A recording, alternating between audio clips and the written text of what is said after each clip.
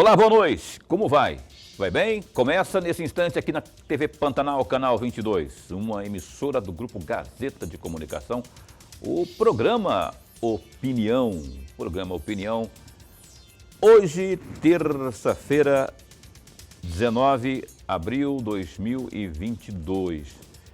Hoje é dia de Santo Expedito para os católicos, não é? E é dia do índio. E é dia de estarmos aqui mais uma vez ao vivo com você. É uma honra poder estar com você sempre aqui. Há 2 anos já aqui, todo dia, toda noite, com uma entrevista ao vivo na sua TV Pantanal, canal 22, motivo de muita alegria para nós, não é? Agora, na próxima semana, a gente completa 2 anos. A propósito, no dia 27, quarta-feira, dia do aniversário do programa Opinião, nós teremos aqui a presença, já está confirmada, do governador Mauro Mendes. Vamos fazer aí Aliás, o Mauro Mendes que veio na estreia do programa, inclusive, né? Vamos fazer um balanço, vamos falar de política, afinal de contas, ele é um player desse processo todo aí, não é? Que está aí, pode disputar a reeleição. Fazer um balanço das atividades aí do governo, o que deu certo, o que não deu, por que não deu, você interagindo com a gente. Anote, então, quarta-feira, o Mauro Mendes estará conosco aqui. Hoje a gente traz traz aqui a pauta do dia, um assunto que eu particularmente faço questão de estar sempre abordando aqui no Opinião. A questão da violência doméstica, especialmente aquelas contra a mulher. E mais do que isso, a forma de combater essa violência. É por essas e por outras que está a postos com a gente aqui já, Dr. Jefferson, com V, tá? Jefferson Luiz Quintieri, que é juiz de direito da 2ª Vara, especializada de violência doméstica e familiar contra a mulher. Então, a gente está sempre abordando esse assunto aqui, não é? Porque eu ainda acredito no poder da informação e esse programa aqui é uma ferramenta para isso, para que você se mobilize, não se cale. Se você é vítima, tome providência. Se você está vendo, não assista, interfira, para achatarmos, se não zerarmos, pelo menos achatarmos esses números da violência aí contra a mulher. Doutor Jefferson, muito bom recebê-lo aqui, boa noite. Paulo, boa noite. Eu tenho aqui, rapaz, a nossa produtora Caroline estava falando para a gente aqui que 483 cidades, em 483 cidades, houve aumento aí de casos de violência contra a mulher durante a Covid-19, que atingiu o Brasil inteiro aí, lá no ano de 2020, não é? Aqui no estado do Mato Grosso, propriamente, eu não tenho exatamente o volume, mas aí, quer dizer aqui, o número que está aqui contido nessa informação equivale a 20% dos 2.383 municípios ouvidos por um levantamento aí, não é? Nova edição de uma pesquisa aí que foi feita pela Confederação Nacional dos Municípios. Evidente que não estamos falando do Brasil inteiro, mas desse sim, 2.383 municípios. É um reflexo que aqui no estado do Mato Grosso não difere muito. A gente observa, somos noticiaristas, né? O nome antigo, mas para o jornalista. A gente noticia todo dia, infelizmente, e eu conversava com o senhor aqui na abertura, né? Poxa, quando é que a gente vai conseguir achatar isso? Além da informação que a gente está levando aqui para o nosso telespectador, o que precisa mais, e se o senhor acredita que agora, com a pandemia já se arrefecendo, né?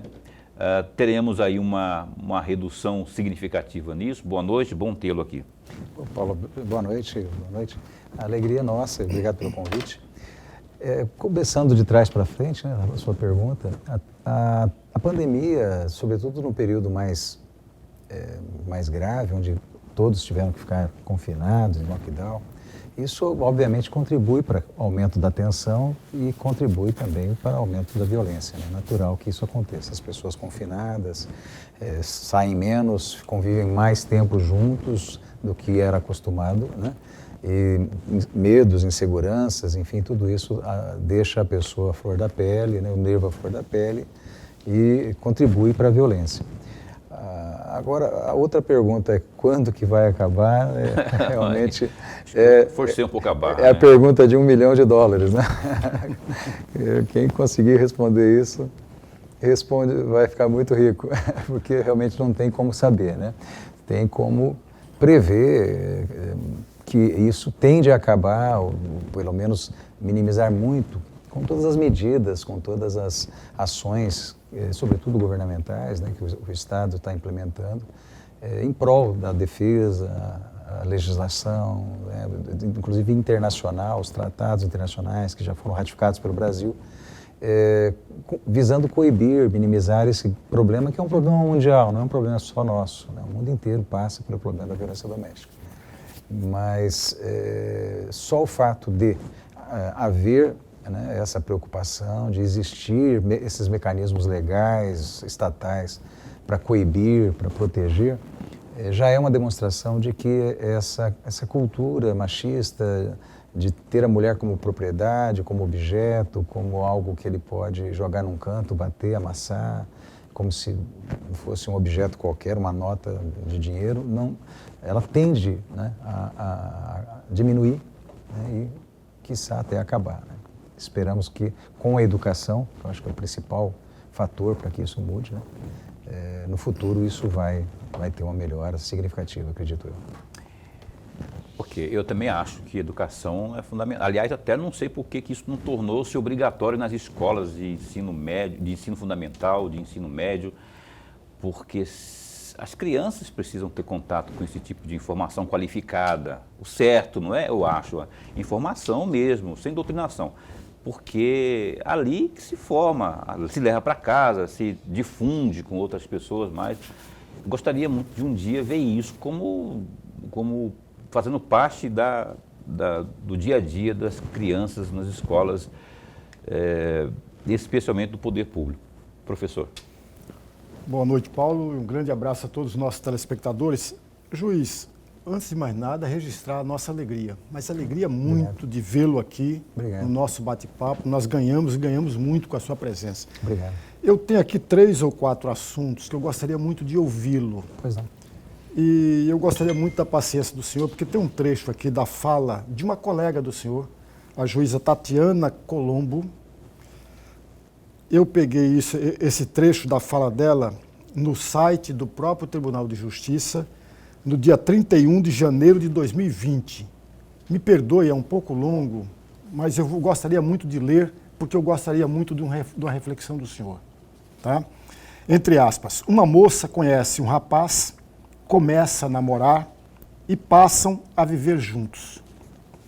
Ela não percebe, mas durante todo o relacionamento deles, o homem dá pequenos sinais de que é um possível agressor doméstico. Tem a paixão, mas chega uma hora que essa lua de mel acaba. Começam desentendimentos, xingamento, um empurrão, proíbe ela de falar com a família, com os amigos, chama a mulher de burra, de feia, diz que não sabe fazer nada direito, exige que ela lhe sirva do jeito que ele quer. O homem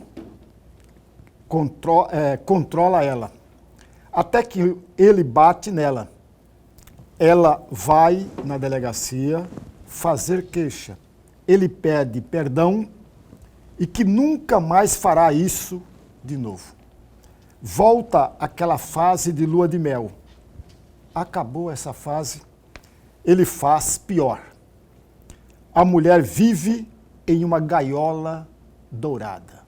Fecham aspas. Eu gostaria muito de ouvir um comentário, porque eu achei isso aqui brilhante. Me perdoe, mas é brilhante mesmo a fala da juíza Tatiana Colombo. E aí, eu gostaria muito de uma reflexão do senhor e uma pergunta juntamente com essa reflexão. A mulher é capaz de sair desse ciclo que eu acabei de descrever? Eu copiei dela para descrever. É capaz sozinha de fugir, de escapar dessa gaiola dourada? Perfeito, um tema muito rico, muito interessante que você levantou. A Tatiane é uma colega brilhante, tenho a honra de há quase 10 anos trabalhar junto com ela na mesma vara, somos parceiros na segunda vara.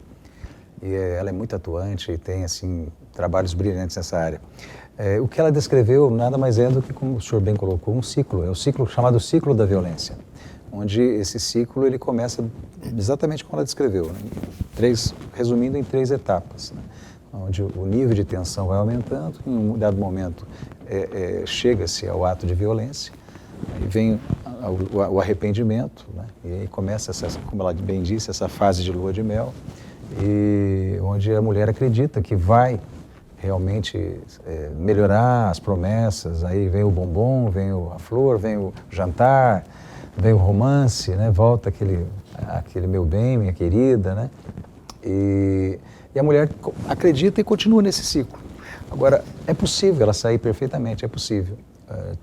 Na prática, nós temos visto muitas situações em que a mulher rompe com isso, porém, não é fácil e é multifatorial, né? Porque muitas ficam inseridas nesse ciclo, por exemplo, por dependência econômica. E como sair entre continuar sendo ameaçada ou humilhada, enfim, ou até apanhando, e passar fome, ver os filhos passar fome, muitas preferem ficar e correr esse risco. Então, só um empoderamento financeiro e profissional poderia fazer com que essa mulher, tornando-se independente, ela conseguiria daí sair desse ciclo. Outras têm dependência emocional, até de cultura, de tradição, né? Onde até a mãe apoia, não, minha filha, eu aguentei, você vai aguentar também, não, mulher não pode largar do marido, olha teus filhos, né? Então, essa dependência, às vezes dependência também é emocional, porque o homem que tem essa cultura machista, muitas vezes ele pode ser manipulador e dizer para ela, convencê-la de que ela sem ele não é ninguém, que ela não vai conseguir nada, e que ela é uma inútil. E aí cria nela essa dependência emocional desse homem, ela cria nela essa crença, e a autoestima dela, obviamente, vai lá embaixo, que faz com que ela acredite nessa mentira e continue ali naquela dependência, naquela situação. Então, são muitos fatores que podem levar uma mulher a permanecer, mas todos são fatores que, se bem trabalhados, sobretudo com apoio, né, de psicólogos, apoio do Estado, né, apoio financeiro, apoio, enfim, até mesmo da iniciativa privada, com oportunidade de emprego para mulheres nessa situação, para que ela seja empoderada. Tudo isso são medidas que podem fazer com que essa mulher saia, assim, do ciclo da violência. É importante registrar que, até por experiência que nós tivemos já desde 2002 na Vara, que nós fazemos audiências de retratação, e nessas audiências as mulheres vêm, nós optamos por fazer de forma coletiva. E é muito marcante nessas reuniões, porque nós explicamos o ciclo da violência para essas mulheres e tudo mais, para que ela tome a decisão de manter, né, ali a representação ou retirar contra o agressor. E antes que ela tome essa decisão, nós esclarecemos, informamos, né, as consequências jurídicas e a questão do ciclo da violência. E a gente percebe que o que me marcou muito foi justamente isso. Elas têm, a grande maioria, uma autoestima muito baixo por conta da violência. Ao ponto de, quando você começa a mostrar o ciclo, mostrar em que momento que ela está inserida e demonstrar que ela tem valor, que ela não é essa pessoa que está sendo pintada, né, que ela acreditou que muitas começam a chorar e percebem que nem elas se dão mais o devido valor. Rapaz, o senhor está falando aí, me passou um filme aqui na cabeça, porque eu estou imaginando assim a situação de uma mulher, qualquer uma situação como esta, não é? Com a autoestima muito vulnerável e com essa outra situação que o senhor colocou aí, que é o tal do empoderamento financeiro, econômico. São 2 fatores intimamente ligados, na minha avaliação, que para ter sua resolução, para que essa mulher saia dessa armadilha, dessa situação tão vexatória, há que se ter aí o braço do Estado, o braço público de apoio com programas sociais, psicológicos. E aí a provocação que eu faço se eu estou vendo isso, nós estamos na cidade de Cuiabá, mas aí eu não falo só sobre um poder público municipal, o poder público também do Estado, da União, enfim. Não teria que haver a união de todo mundo aí, um programa amplo, geral e restrito para que houvesse uma abrangência e eficaz para que essa mulher tivesse essa assistência? Estão falando de uma tal de Casa da Mulher brasileira, que vai fazer, que até agora não saiu ainda do papel. Não há que se acelerar isso aí. Como que o senhor avalia isso aí? Olha, hoje nós temos assim, visto diversas iniciativas e muito boas, inclusive, né? O próprio CNJ tem encampado isso de uma forma muito incisiva, recomendando. Recentemente saiu uma resolução do CNJ, uma recomendação do CNJ, no sentido de que todos os juízes, orientando para que todos os juízes procurem julgar causas em que envolva mulheres em situação de violência sob a perspectiva de gênero, enxergando, né, o móvel por trás, a violência, às vezes oculta por trás daquele processo judicial que não está tão transparente assim a violência. Uma mulher que está em situação de violência, mas nem mesmo ela consegue enxergar isso, né? Então, para que o juiz tenha essa sensibilidade, e lá nessa recomendação é muito bem explicitado o que é a violência, as situações, bem detalhado, muito interessante isso. Há também iniciativas como do próprio Tribunal de Justiça, né? A presidente do nosso tribunal, a desembargadora Maria Helena, ao assumir, ela levantou como bandeira isso, tem participado ativamente, criado parcerias, né, com a Polícia Civil para criar mecanismos, né, de proteção para a mulher, para agilizar, né, os inquéritos hoje estão, as medidas já vêm direto no PJE, né, já está linkado com a polícia. Temos iniciativas da Polícia Militar, como a Patrulha Maria da Penha, que é importantíssimo porque se o agressor não se sentir fiscalizado, a decisão judicial ela não atinge o seu objetivo, porque ele vai sentir que há impunidade, que ele pode ficar impune porque ele recebe uma decisão, mas se ninguém vai lá ver se está sendo cumprida, ele pode então se sentir no direito de continuar cometendo violência ou até piorar, né? Pois é, doutor, mas isso que você está falando aí é muito bonito e é verdade. A doutora Maria Helena esteve aqui conosco, que tem de fato esse braço estendido aí, essa estrutura, só que isso aí é para depois do leite derramado. Eu estou insistindo que há que se ter um trabalho psicológico, mas um trabalho, por exemplo, se houver aí o governo do estado, a prefeitura, abrir cursos profissionalizantes para que essa mulher saia dessa dependência financeira, por exemplo. Eu tenho certeza que muitas delas não saem de casa porque ela vai viver de quê? Não, dependem do cara, né?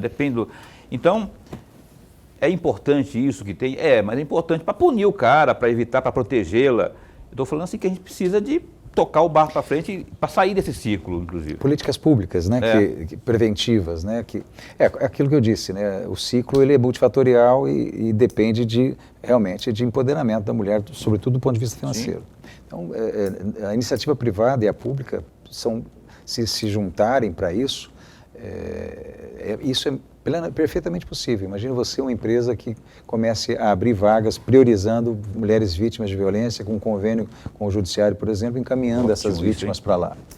Olha, aqui nós damos prioridade para a mulher que queira trabalhar e queira se empoderar. Essa empresa capacitando essa mulher, boa, não só recrutando, como também treinando essa mulher, né, para que ela, se for num supermercado, ela pode estar ali ser ensinada a como cortar carne, a como, enfim, arrumar prateleiras. Isso a própria empresa pode capacitar e pode empregar e empoderar essa mulher. Né? Então, essa ideia não está em prática, essa ideia não está em prática ainda, né? Essa ideia que você falou aí é excepcional. Que eu saiba, não. Você já imaginou o Poder Judiciário, tem que ter trabalho comercial, né? O Poder Judiciário com a iniciativa privada, desenvolver uma campanha nesse sentido aí. O cara que tem a sua empresa que contratar mulher vítima de violência aí, além de entrar ganhar um selo lá, mas participar desse elo, dessa corrente aí, nossa, isso é fundamental. A pessoa se sente... E quem vai ganhar é a própria mulher, que vai se sentir útil, vai se sentir empoderada propriamente, para usar a palavra que o senhor falou, né? Sem dúvida. Fica a ideia aí, eu não sei como que começaria, quem teria que ter iniciativa, se é o Poder Judiciário, ou se é a própria prefeitura ou o governo, mas uma campanha dessa, eu tenho certeza que muita gente, muitos empresários lançariam mão dela, absorveriam, porque seria uma ideia excepcional. Pois bem, o assunto está muito bom, a gente vai para o intervalo comercial, entretanto, né, porque temos que faturar após o intervalo. Você tem alguma pergunta aí? 99932-2529 é o WhatsApp aqui do Opinião. A gente volta já já. Pois bem, a gente retoma aqui o programa Opinião, hoje entrevistando aqui o juiz de direito, que está falando conosco aqui, o doutor Jefferson Luiz Quintieri, que é italiano, né? Italiano. Quintieri. Quintieri, que está aqui conosco falando sobre... Ele é da 2ª Vara Especializada de Violência Doméstica e Familiar contra a Mulher. Está lá, ó. Tem 12 anos, tem 10, 2012 que você entrou, 2012. né? Tem 10 anos já. Mas vamos aqui, o Caroline trouxe só um só, os destaques, tá.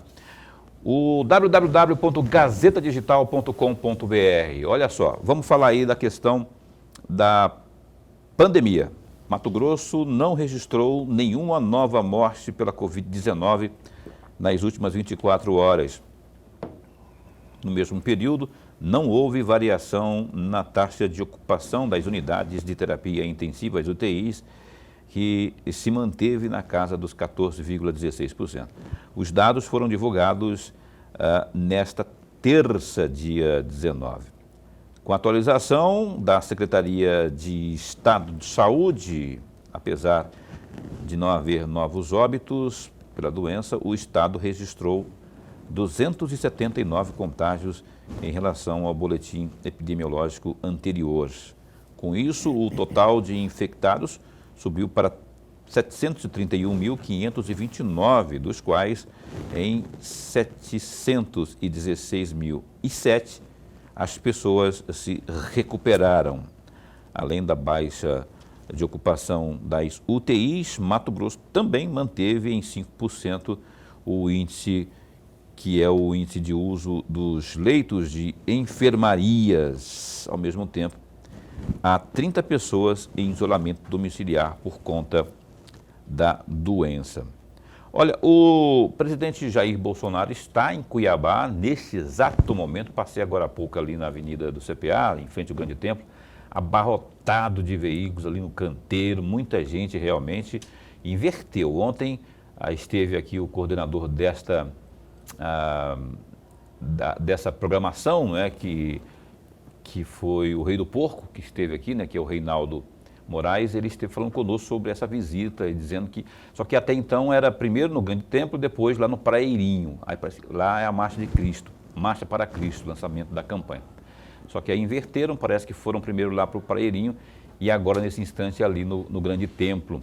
A chegada do Bolsonaro aqui, na tarde de hoje em Cuiabá, foi feita a cobertura jornalística pela TV Vila Real. A gente tem um vídeo, inclusive, no ponto, bora ver.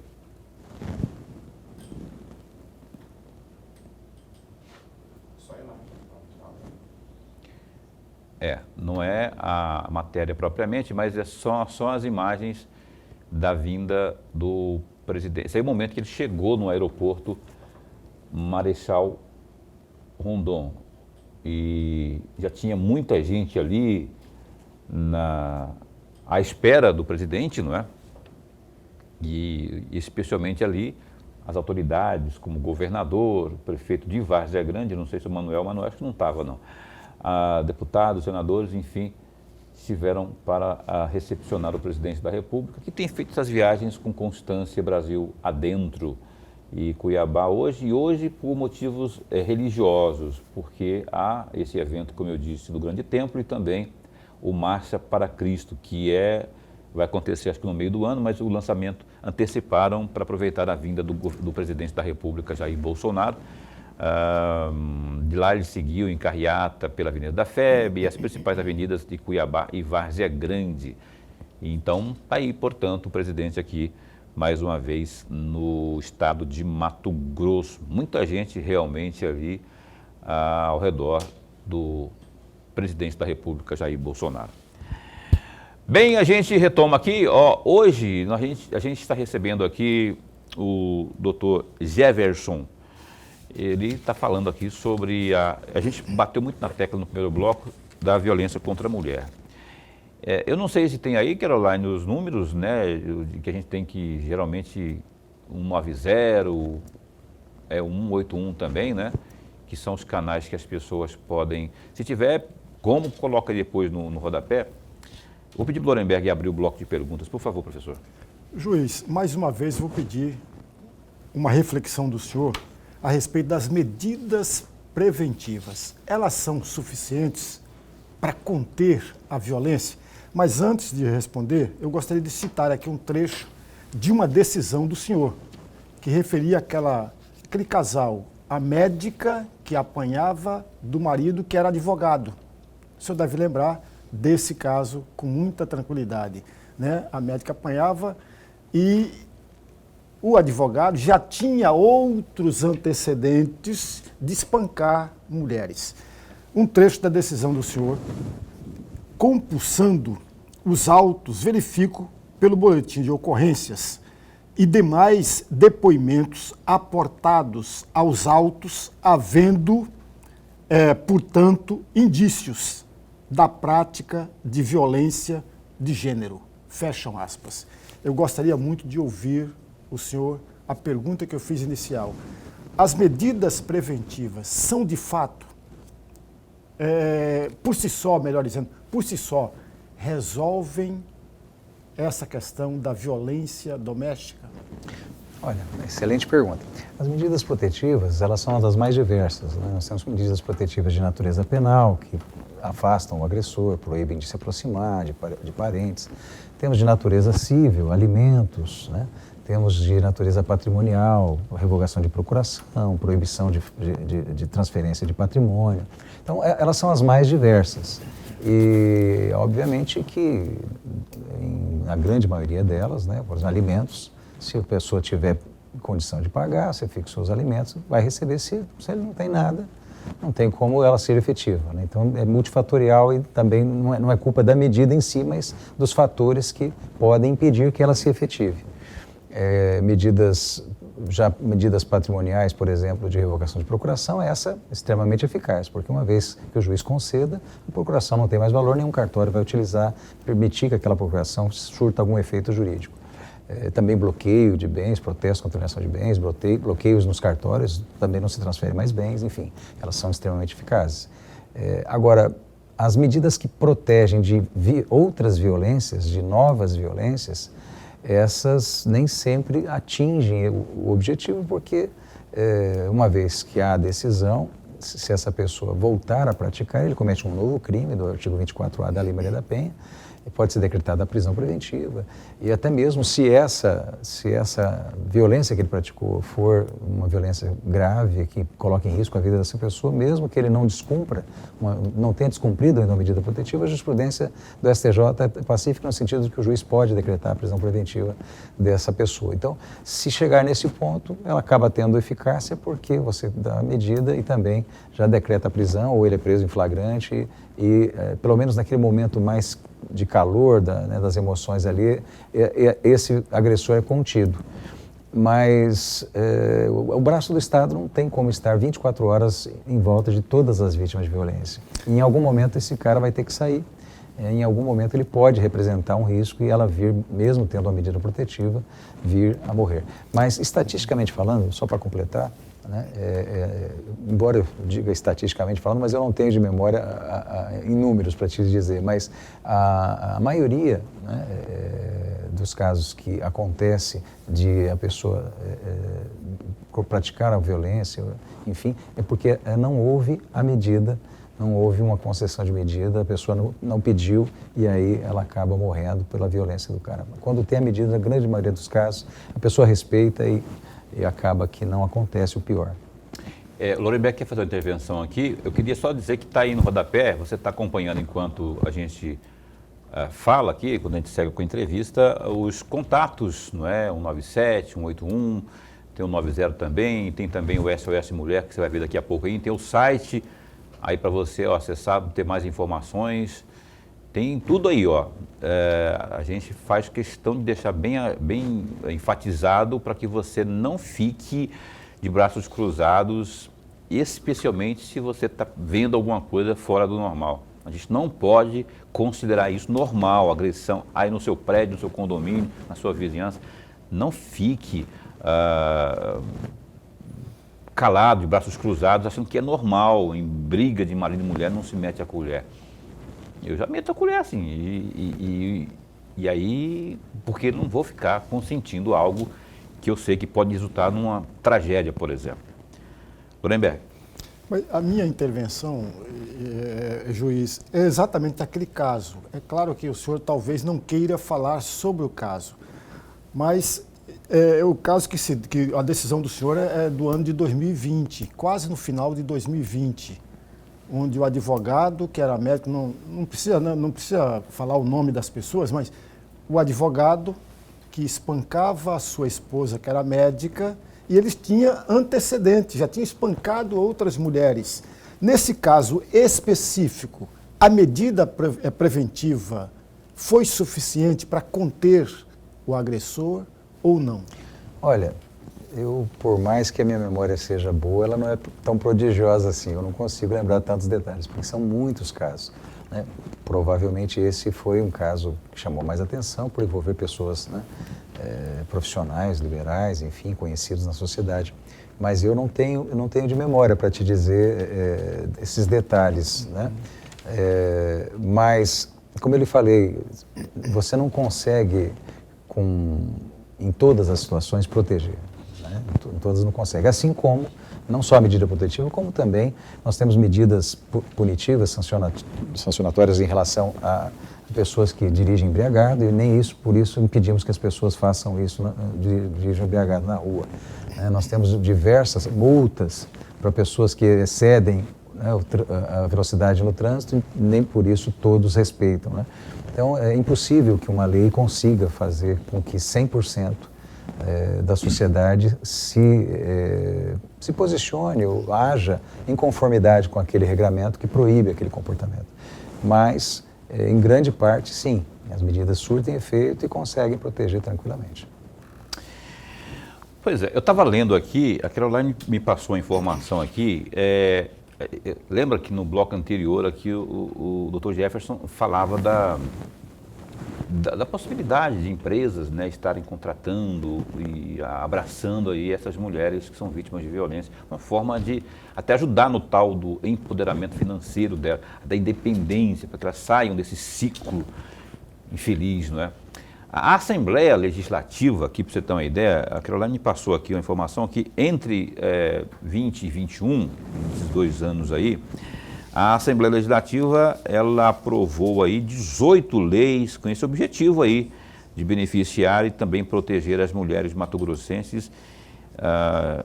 E a maioria dessas mulheres aí, a maioria dessas leis tem como principal foco combater justamente a violência. Tem uma aqui, que é a Lei 11.074/2020, que determina a disponibilização aí de aplicativo para mulheres vítimas de violência. A publicação, ela viabilizou aí o aplicativo SOS Mulher, que a gente inclusive mostrou aí no rodapé agora há pouco, né?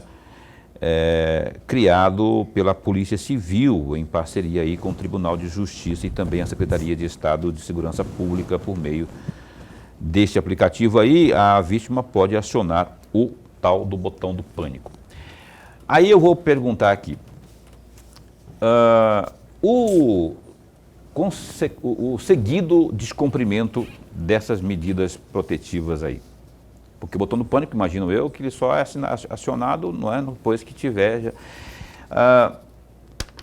Ele significa dizer que o cara que descumpriu, ele terá algum tipo de punição a maior, ele perderá algum tipo de direito, enfim. Por que eu falo isso? Por que eu pergunto isso? Porque a mulher, muitas vezes, doutor, ela por ter filhos com esse agressor, ela não quer que o agressor padeça mais ainda, né? Mas ela também tem a sua integridade física em risco. Qual que é o procedimento comum que a justiça toma numa situação como essa? O descumprimento de medida protetiva, ele, como disse há pouco, né, há um novo dispositivo, o artigo 24A da Lei Maria da Penha, que a Lei 11.340 de 2006, que torna crime esse ato. Então, se ele descumpriu uma medida, ele foi intimado da medida, proibindo de se aproximar da mulher, por exemplo, e ele se aproxima e a mulher aciona o botão do pânico porque ele descumpriu, e se ele tiver, obviamente, com a tornozeleira eletrônica, vai ficar bem delimitado a distância que ele estava da mulher, ele pode ser preso em flagrante, né, por ter descumprido, vai responder por mais um crime, né, e com certeza vai ser homologado esse flagrante e transformado em prisão preventiva e ele vai ser mantido preso, né. E se não for preso em flagrante, com certeza será decretada a prisão porque ele não está respeitando a decisão judicial e, portanto, não há outro mecanismo diverso da prisão capaz de dissuadi-lo de continuar perseguindo, ameaçando ou, enfim, de alguma forma repetindo, reiterando na violência. Lindenberg. Juiz, eu tenho um dado aqui de 2019. Se esses dados que eu tenho não estiverem corretos, o senhor, por favor, me corrija. Em 2019, a Justiça de Mato Grosso recebeu 6.456 pedidos de medidas preventivas para vítimas da violência doméstica. Desse total, 6.351 foram concedidos. E aí vem a minha pergunta. Por que aqueles 105 pedidos, porque 6.456 menos 6.351, os 105 pedidos não foram concedidos? Por quê? Que caso aconteceu? E aí, mais uma segunda questão, para dar mais tempo ao senhor. Em 2020 e 2021, esses números de medidas provisórias subiram ou caíram? Olha, respondendo de trás para frente, eu não tenho de memória esses dados, né? Eu não tenho esse levantamento estatístico para lhe informar, mas posso depois verificar e até mandar para a redação, né, para que vocês possam divulgar. Agora, quanto ao indeferimento da medida protetiva, a Lei Maria da Penha, no artigo 5º da lei, ela estabelece as situações em que a vara de violência doméstica ela é competente, que há uma violência doméstica, e o artigo 22 da Lei Maria da Penha, ele diz que o juiz poderá conceder medidas protetivas quando constatada a prática de violência doméstica. Mas quando é que há uma prática de violência doméstica e familiar contra a mulher nos parâmetros da Lei Maria da Penha? Primeiro, ela tem que ser uma violência de gênero. O que é uma violência de gênero? É uma violência baseada no gênero da pessoa, masculino ou feminino, no caso feminino. Então ela está apanhando porque é mulher, ela está sendo humilhada porque é mulher, ela está sendo de alguma forma cerceada, limitada com alguma violência porque ela ostenta a condição de mulher. Porque ela ostenta a condição de mulher. Por exemplo, chega um rapaz em casa, 3 horas da manhã, e o pai diz: "Ei, garanhão." Chega a menina, que estava namorando também, ele bate porque, né, isso não é hora de mulher estar na rua. Mas por que o homem pode e a mulher não pode? Essa é uma violência baseada no gênero. Então, se a violência não for baseada no gênero, não é competência da Lei Maria da Penha e não se aplica os instrumentos protetivos da Lei Maria da Penha àquele caso como medida protetiva. Além disso, o artigo 5º ele estabelece também outros requisitos. Além de ser baseada no gênero, essa violência, seja física, patrimonial, psicológica, enfim, moral, ainda tem que ser no domicílio, né? Ou seja, até no caso uma empregada doméstica pode ser vítima de violência doméstica, porque ela está inserida no seio domiciliar, embora não seja familiar. No seio familiar, portanto, violência de gênero entre pessoas que compõem a mesma família, né? Ou que estejam numa relação íntima de afeto. Então, aí, como é um conceito mais genérico, né, aquele que está namorando, pode ser noivo, pode ser, enfim, marido. Então, se nessas circunstâncias a pessoa, se nessas hipóteses a pessoa se encaixa em violência de gênero com uma dessas circunstâncias que eu coloquei, né, dessas hipóteses que eu coloquei, da 1, 2 e 3, há violência doméstica e, nesse caso, pode ser concedida a medida protetiva. Do contrário, não há e tem que indeferir. Mas você vê que a grande maioria é caso de violência, né? Pouquíssimo. Só que isso não impede, olha que detalhe interessante, isso não impede que a mulher seja protegida. não pelo juiz da violência doméstica, porque não é a competência dele, mas um juiz criminal pode definir medidas que estão previstas no Código de Processo Penal, por exemplo, e afastar esse agressor dela com base lá no 319 do Código de Processo Penal, não com base na Lei Maria da Penha.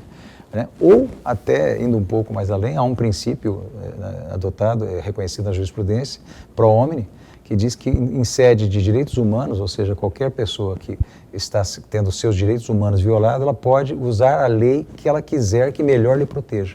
Poderia até essa mulher, mesmo não sendo o caso de violência doméstica, por não estar ali caracterizado no artigo 5º da lei, ela poderia invocar e ser aplicada essa lei a ela, mas numa vara criminal, porque não seria da competência da vara de violência doméstica.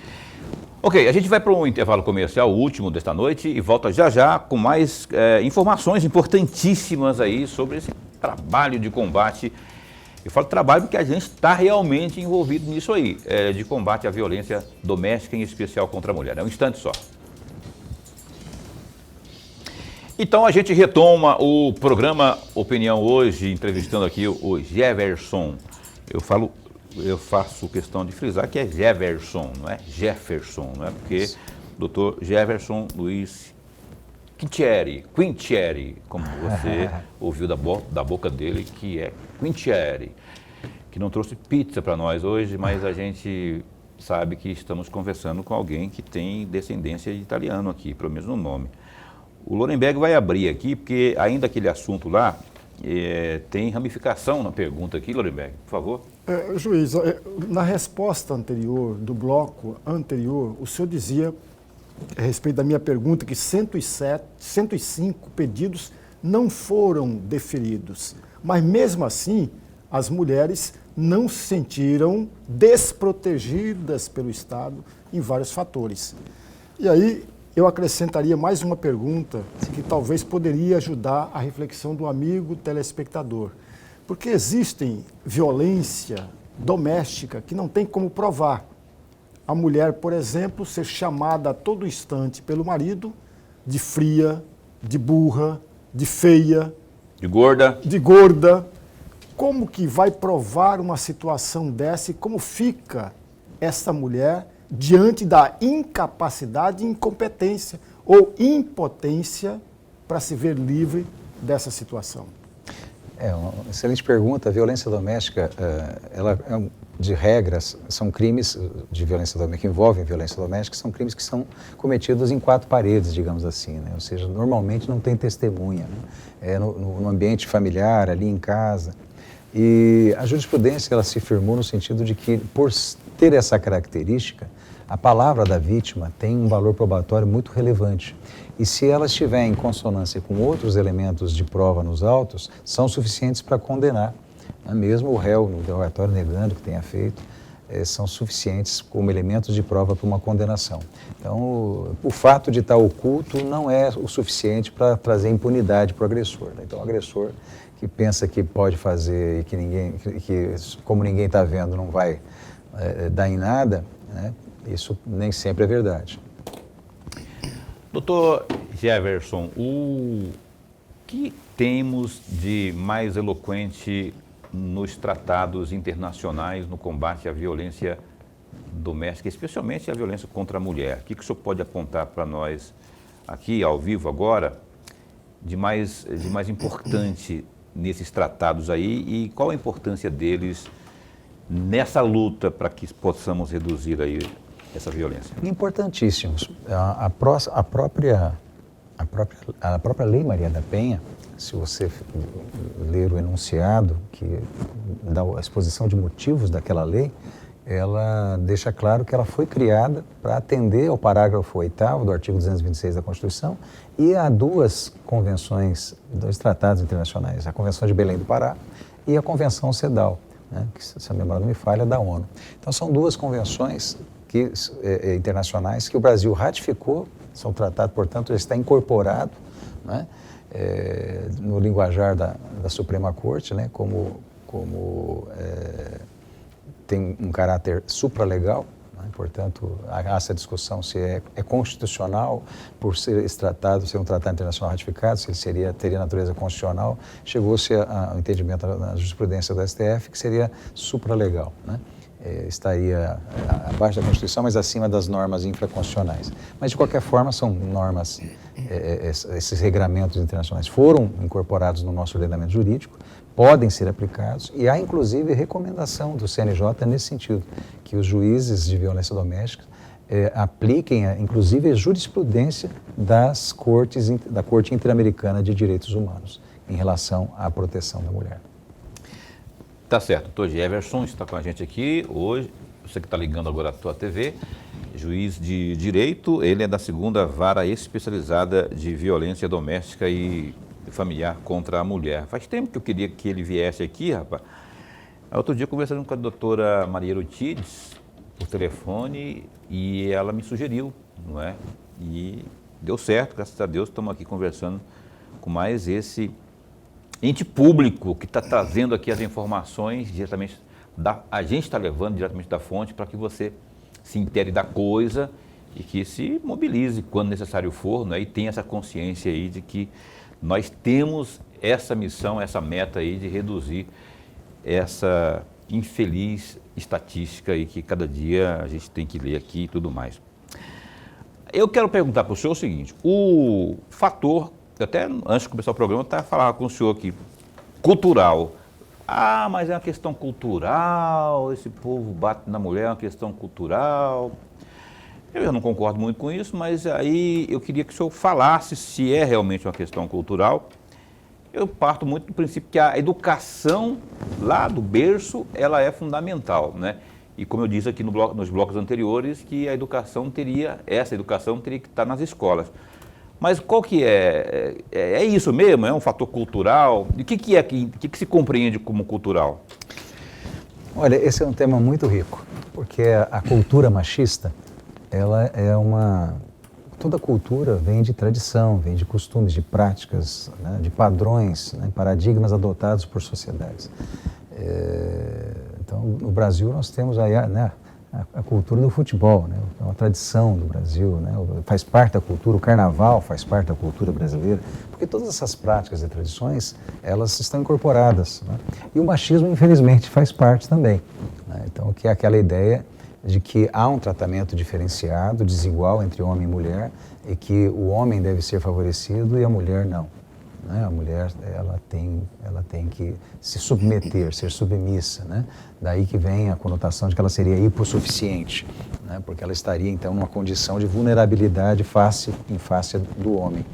E é interessante que essa violência, a mulher, para romper com a violência, isso que é o interessante,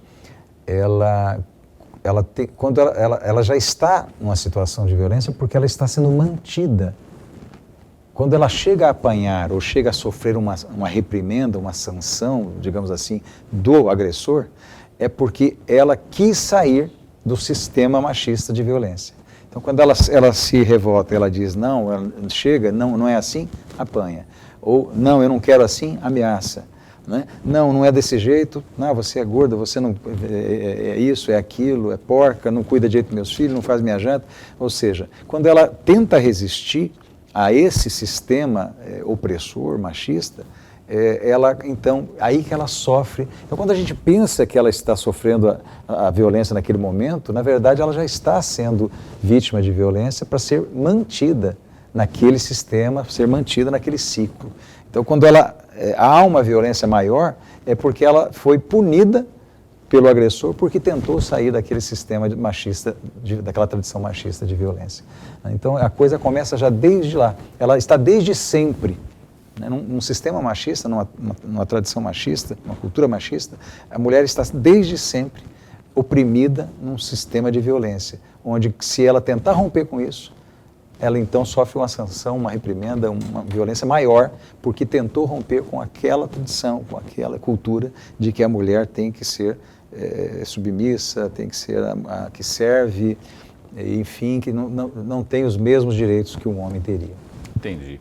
A propósito, doutora Maria Helena, a doutora Maria Erotides estará conosco aqui no Opinião ao vivo na terça-feira que vem. Também está confirmadíssimo, né? Conversei com ela lá, está tudo acertadinho.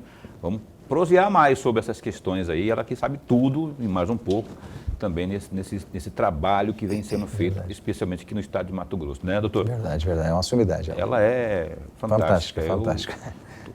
Sou suspeito também. Consegui convencê-la. Sou fã de carteirinha. Estará aqui. Falei, doutora, você pode vir? Vou, sim, com certeza. Aí só ajeitamos aí a agenda, ela vai estar aqui conosco aqui na terça-feira que vem, tá? Lorenberg. Eu tenho um caso aqui que o senhor pegou, a decisão do senhor. Eu não vou dar os nomes, até para preservar a família, mas é um maqueiro e uma enfermeira. O maqueiro, marido da enfermeira, não satisfeito com o fim do relacionamento, ele invade a casa e, com facadas, mata a ex-mulher na frente dos seus 3 filhos. O caso chegou nas mãos do senhor e há, inclusive naquela oportunidade, outubro de 2021, a promotora Elisamara Portela chegou a pedir um acréscimo da penalidade do maqueiro a respeito disso. E aí eu gostaria muito de ouvir um comentário, até porque eu fico imaginando, quando eu li esse caso, o juiz, eu fiquei imaginando a dor e a violência sofrida pelos filhos, porque ao ver a própria mãe sendo assassinada e eles sendo impotentes de salvar a própria mãe. Deve ser uma situação, eu imagino que é uma situação muito difícil, muito complicada. Eu gostaria muito de ouvi-lo a respeito. Olha, eu não sei em que pé que está esse processo. A LOMAN, né, nossa lei orgânica da Magistratura Nacional, ela proíbe o magistrado de emitir juízo de valor, né, de processo em andamento, né, até porque por questão da imparcialidade, você vai julgar depois, então eu não poderia especificamente, no caso concreto, até porque, como eu lhe falei, a minha memória não é tão prodigiosa assim de lembrar esses detalhes. Mas, em tese, né, não falando especificamente desse caso, em tese, qualquer crime praticado, de violência doméstica praticado na presença dos filhos, isso lá na dosimetria da pena, né, há um momento em que você analisa as circunstâncias em que o crime foi cometido. E o fato de o crime ser cometido na presença dos filhos gera um aumento dessa pena. É uma circunstância desfavorável e que implica num aumento da pena que está sendo dosada pelo magistrado na sentença penal. Eu vou pedir para o Boca está aí na escuta aí, eu queria que você colocasse aí isso. Esse Boca está esperto, hein? Rapaz do céu, nem tem medo de falar, ele já colocou lá esse botafoguense aí, sofredor. Tá aí, esses são os canais para você. Eu queria que o senhor falasse, olhasse para a câmera ali, doutor Jefferson, e falasse com essa mulher que está assistindo ao programa Opinião, seja ela vítima ou não, e para a comunidade em geral, para o telespectador em geral, as dicas. Eu falei muito nos blocos anteriores, estamos encerrando o programa, para que essa pessoa se conscientize disso tudo que nós estamos falando aqui, não é? E especialmente quando houver situações assim, o que fazer, seja ela vítima ou seja ela um vizinho, sei lá o quê, condomínio, aí na sua rua, enfim. Como que ela deve fazer? Por exemplo, ela tem o filho, ela tem os filhos, aí ela fica meio acuada, ou ela tem essa questão da dependência financeira. 2 minutinhos para o senhor falar com o nosso telespectador a respeito disso aí. Olha, qualquer vítima de violência doméstica tem o direito de buscar do poder estatal, seja da segurança pública, seja do judiciário, medidas protetivas, né, que lhe amparem e que lhe auxiliem a sair desse ciclo de violência. Então, qualquer mulher pode, tanto chamando a polícia, né, no canal competente, seja acionando, se ela tiver botando pânico, acionando, enfim, seja via defensoria, seja Ministério Público ou diretamente na vara, ela vai ser acolhida e vai ter total proteção do Estado, dentro, obviamente, dos limites que a mão do Estado pode alcançar, para protegê-la e o vizinho, ele vendo uma situação dessa, ele deve denunciar, deve auxiliar, porque essa mulher pode vir a morrer e ele vai sentir um grande peso na consciência depois nessa situação. Um grande remorso. E a pessoa vai ter sua identidade em sigilo. Em sigilo total, total preservação. Então, os canais você viu aí, além do 190, tem o SOS Mulher, que você pode baixar aí no seu celular, né? É um aplicativo importantíssimo. Os contatos aí, ó, SOS Mulher, você vai aí na sua loja de aplicativos e baixa e tenha, eu tenho aqui já, o neguinho que fizer alguma presepada perto de mim aqui, eu não tenho dúvida, não penso duas vezes para denunciar, não é? Ou liga também nesses canais que estão aí, não é? E, enfim, o que não pode é ficar quieto, porque isso que o doutor falou é a pura verdade. Depois você pode ficar aí de remorso, porque o pior pode acontecer. Ó, infelizmente, eu tenho que encerrar o programa. Agradeço ao juiz de direito Jefferson Luiz Quintieri, aqui da 2ª Vara. E muito obrigado por ter vindo, gostei demais desse bate-papo. Logo, logo vamos estar perturbando o senhor para o senhor voltar aqui para a gente prosear mais. Obrigado. Será um prazer, Paulo. Obrigado, eu que agradeço. E sempre que precisarem, estou à disposição. Abraço, então. Mais um abraço, mais uma vez, abraço da doutora Maria Erotides também, que sempre acompanha, segundo ela, né, que é o programa. Lorenberg, então. Até amanhã. Até amanhã. Eu não cumprimentei na abertura, que eu esqueci, né? Mas aí a gente esquece, ficando velho vai esquecendo as coisas. Amanhã a gente entrevista aqui o presidente da CDL Cuiabá, o Célio Fernandes. Falar aí de inadimplência, enfim, tudo mais. É sua participação também via WhatsApp aqui. Célio Fernandes da CDL, ao vivo às 7h30. Fica bem, fica com Deus também.